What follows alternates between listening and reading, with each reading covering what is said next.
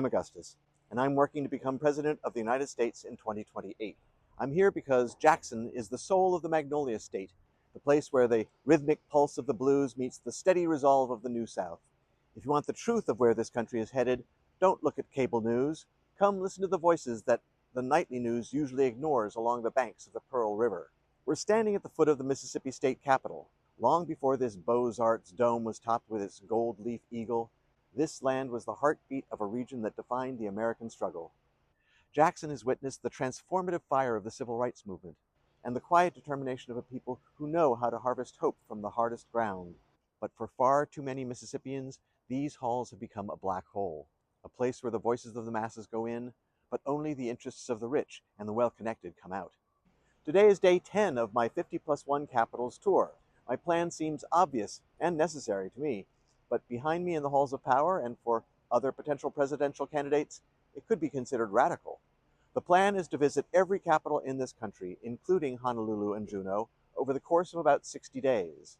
Not to give motivational speeches, but to listen to the people, and hopefully to truly hear what problems the general public need fixing. Mississippi isn't just a spot on a map, it's a crossroad of the American experience. It is a land where the rolling hills of the north give way to the deep, black soil of the Delta, the most southern place on earth.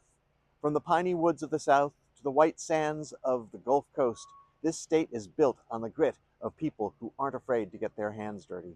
Mississippi has always been a place where valor and arms are tempered by faith and family. To lead here, one must respect the quiet strength of the catfish farmer, the innovation of the Belhaven entrepreneur, and the deep, enduring roots found in the cotton fields and timber stands of this land. To be the leader of the whole country, you actually have to know the whole country. You have to breathe in the crisp fall air in the northeast, feel the heat and humidity in the south and southwest, and stand in awe on the Great Plains. You need to admire the magnificent views of the Pacific Coast Highway, cross the mighty Mississippi, and traverse the passes of the rugged and majestic Rockies. You cannot lead a people you do not know, and you cannot know the people from inside a speeding motorcade, a high-flying jet, or a gilded office. Having lived in 7 states and visited all 50 states at least once before, I feel I have a glimmer of understanding of who the people of the United States truly are. But you can never stop learning. So I'm visiting each state again, and I plan to do this over and over again during the course of my campaign and during my presidential term. Now you might be thinking, who is this guy? Why him? As I said, I'm Augustus. I was born in New York State 64 years ago. Like you, I've spent much of my life working. I've seen presidents come and go, I've seen industries rise and fall, and I've watched as the people who keep this nation functioning are treated like sheep or cattle, as resources, not people. But is he qualified, you may be wondering? The Constitution says I am. The more important question for you is, how do I know if someone is qualified? For me, being qualified means that the person is working as hard as they can to help the most people in the country as possible. Think about the people who currently meet in the Mississippi legislature and in Washington, D.C. How many of them are qualified? How many of them are actively working to make your lives better? It seems to me that many representatives have forgotten the primary requirement of the job, remembering who they represent. They shouldn't represent the lobbyists. They shouldn't represent their party. And they definitely should not represent the ultra-rich. Your representatives, including the President of the United States, should represent you. Period. I stand for the people, not for corporations that treat their employees like line items, not for the ultra-rich who view the law as a suggestion, not for the special interests who believe that everyone else should live the way that the special interests think they should.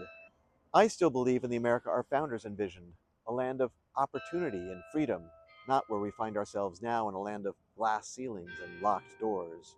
Why consider an unconventional and unaffiliated candidate like me? Maybe it's because you're exhausted. You're sick of being forced to choose between generic candidate A and generic candidate B.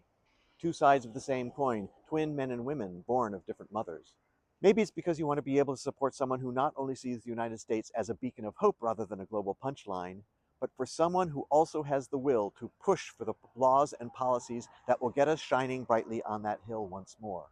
The motto of Mississippi is Virtuti et Aremus, by valor and arms. It speaks to a history of standing your ground. But for far too long, it feels like the people haven't had the ground to stand on in these halls, or the halls of Congress, or the White House.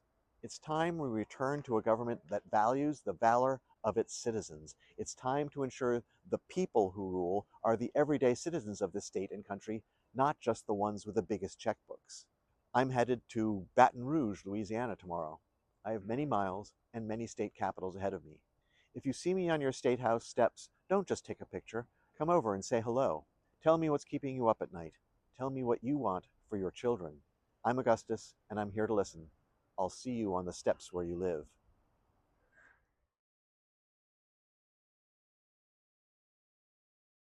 Jackson, Mississippi. Oh, I look really far away.